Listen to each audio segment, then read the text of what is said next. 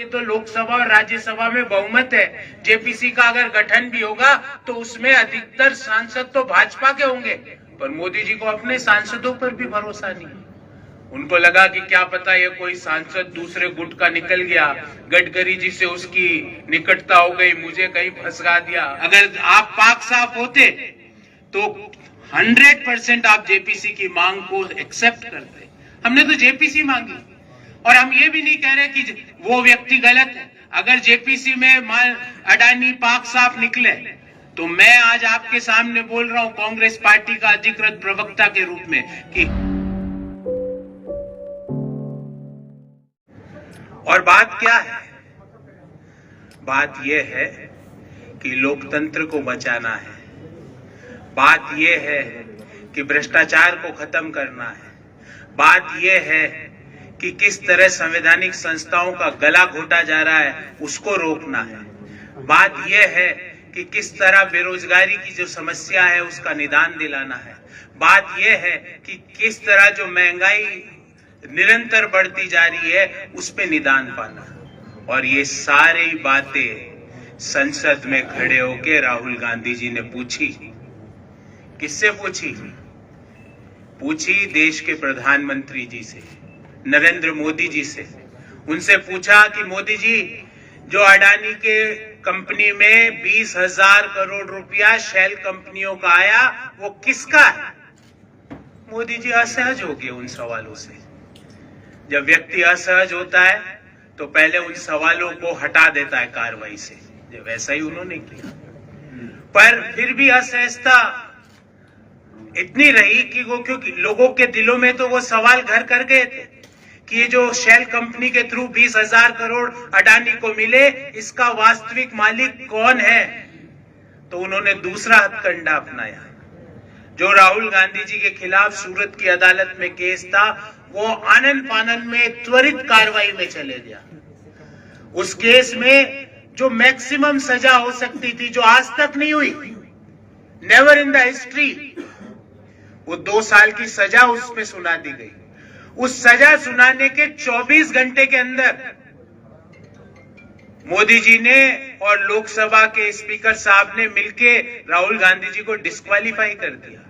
उसके महज कुछ और 25-30 घंटों के बाद उनको घर खाली करने का नोटिस आ गया। बाय गॉड, इतने संयोग तो हिंदी फिल्मों में भी नहीं होते जितने संयोग इस कहानी में। ये संयोग नहीं है, ये प्रयोगों की कहानी है।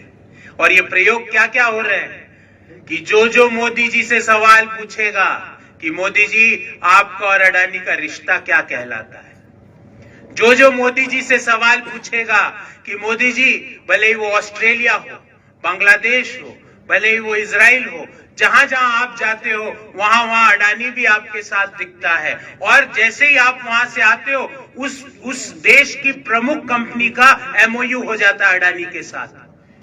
ये प्रयोग है। और इस प्रयोगों की सवालों को किसने संसद में खड़े होकर पूछा? राहुल गांधी जी ने पूछा। मैं सिलसिलेवार एक एक मुद्दे पे बात करूंगा कि आप 20,000 करोड़ का आंकड़ा कहां से आया है। ये 20,000 करोड़ का आंकड़ा फाइनेंशियल टाइम्स ने, दुनिया का सबसे प्रतिष्ठित और one of the most prestigious economic daily of the world, उसने कहा कि जो अडानी की कंपनियों को 2017 से 22 के मध्य $5.7 बिलियन की FDI मिली, उसमें से $2.6 बिलियन संदिग्ध कंपनियों की है। उसकी जांच होनी चाहिए। हमने वही तो पूछ रहा मोदी जी से, यही तो पूछा मोदी जी से कि 20,000 करोड़ रुपए का असली मालिक कौन है। मोदी जी, इसकी जांच क्यों नहीं करवाते? क्यों जेपीसी का गठन नहीं करवा रहे? अरे आपके तो लोकसभा और राज्यसभा में बहुमत है। जेपीसी का अगर गठन भी होगा तो उसमें अधिकतर सांसद तो भाजपा के होंगे, पर मोदी जी को अपने सांसदों पर भी भरोसा नहीं। उनको लगा कि क्या पता ये कोई सांसद दूसरे गुट का निकल गया, गडकरी जी से उसकी निकटता हो गई, मुझे कहीं फंसा दिया।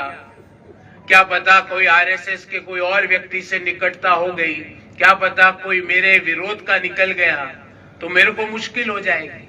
क्यों जेपीसी से मोदी जी भाग रहे हैं? मैं आपको एक चीज बताऊं, जब हम हवाई जहाज में जाते हैं, और हम सब कभी ना कभी हवाई जहाज में बैठे हैं, तो हमारी सिक्योरिटी जांच होती है।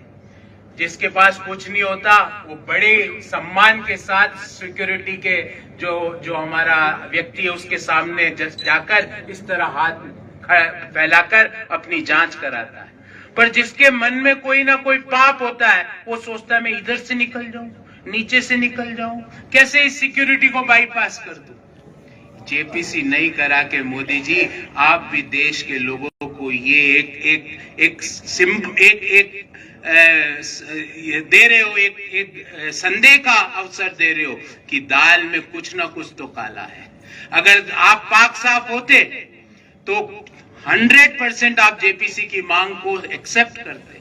हमने तो जेपीसी मांगी, और हम ये भी नहीं कह रहे कि वो व्यक्ति गलत है। अगर जेपीसी में अडानी पाक साफ निकले तो मैं आज आपके सामने बोल रहा हूं कांग्रेस पार्टी का अधिकृत प्रवक्ता के रूप में कि हम सब लोग 3 गुत्थों की गुलाब की माला बनवा के अडानी जी को पहना के आएंगे और कहेंगे दुनिया में सबसे ईमानदार व्यक्ति ये है। और मोदी जी डर रहे हैं। मोदी जी क्यों डर रहे हैं? 20,000 करोड़ का सवाल पूछा तो घर खाली करवा दिया। राहुल गांधी जी तो घर खाली कर देंगे, और जो करना है आप करते रहिए मोदी जी, पर हिंदुस्तान के युवाओं के दिल में जो सवाल घर कर गया है उसको कैसे खाली करवाओगे? और वो सवाल ये है कि मोदी जी अडानी से आपका रिश्ता क्या कहलाता है? उस रिश्ते में 20,000 करोड़ रुपया शेल कंपनियों के थ्रू आया तो उसका असली मालिक कौन है? उस सवाल को कैसे बेघर करोगे? क्योंकि वो तो देश के युवाओं के दिल में, देश के मध्यम आय वर्गीय परिवारों के दिल में, देश के निम्न आय वर्गीय परिवारों के दिल में घर कर गया है। क्यों ऐसा होता है कि जब कोरोना काल में हम सबकी आय घटी, आपकी भी घटी, मेरी भी घटी, सबकी घटी, हर व्यक्ति की घटी, उस समय एक व्यक्ति इसी त्वरित तेजी से बढ़ रहा है कि वो दुनिया का 600वां नंबर का अमीर था जो दूसरे नंबर का अमीर हो गया। मैं तो कहूंगा ऐसी अमीरी देश के युवाओं को और काशी के युवाओं को क्यों नहीं नसीब हो रही। एक मन की बात मोदी जी गेस्ट फैकल्टी लेके आइए एक मन की बात में अडानी को, ताकि वो देश के युवाओं को बताए कि कैसे 2 साल के अंदर, 3 साल के अंदर 600 नंबर की अमीरी से वो दूसरे नंबर की अमीरी में पहुंच गए दुनिया में। एक गेस्ट फैकल्टी करवाइए नीरव मोदी से कि कैसे सप्ताह भर पहले वो वर्ल्ड इकोनॉमिक फोरम स्विट्जरलैंड में मोदी जी के साथ दिखते हैं और सप्ताह भर बाद बैंक का घोटाला हो जाता है।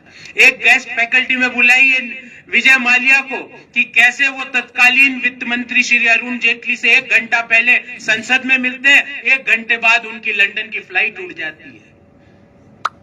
एक गेस्ट फैकल्टी कराइए ललित मोदी से कि कैसे एक दिन के अंदर 24 घंटे के अंदर 1 रुपए का शेयर 3,500 रुपए का हो जाता है।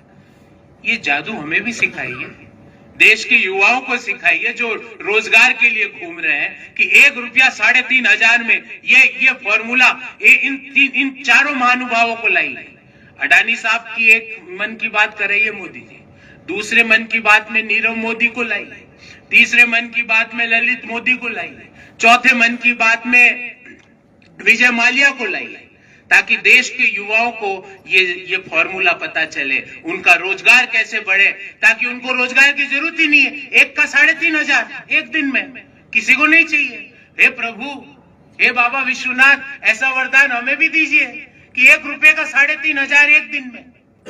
ऐसा वरदान हमें भी दीजिए कि 600 नंबर का रईसी का व्यक्ति दूसरे नंबर पे, वो भी कोरोना काल में, जब देश के हर व्यक्ति की 97% देश के लोगों की आय घटी है CMIE के अनुसार, उस दौरान अडानी जी की आय बढ़ रही है। ऐसे फॉर्मूले देश को भी बताइए।